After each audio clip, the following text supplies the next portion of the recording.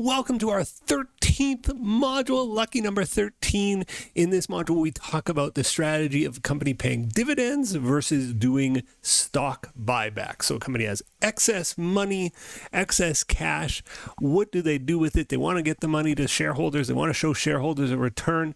They could pay a dividend. They could buy back their own shares. Those are both ways of enriching shareholders. What should they do?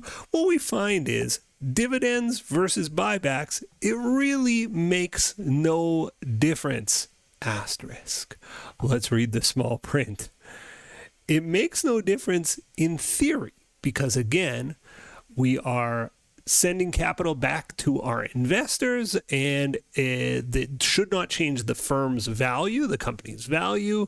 And so it shouldn't make a difference to shareholders which method we use. And we'll crunch the numbers and we'll say, oh, this is why we're kind of equal off no matter what we do. You know, we'll show you the math behind why it doesn't make a difference to pay a dividend or do a stock buyback. But if you've followed the news or followed your favorite companies, many, many more companies are doing stock buybacks these days than dividends. And the reason is there are advantages.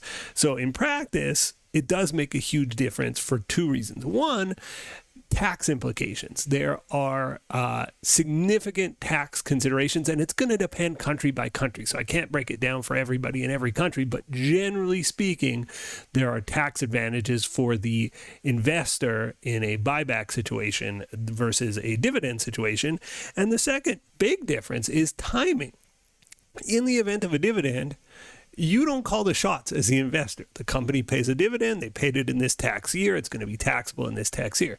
If the company does a stock buyback, well, you don't have to sell your stock back to them. So you get the time when you have a taxable event.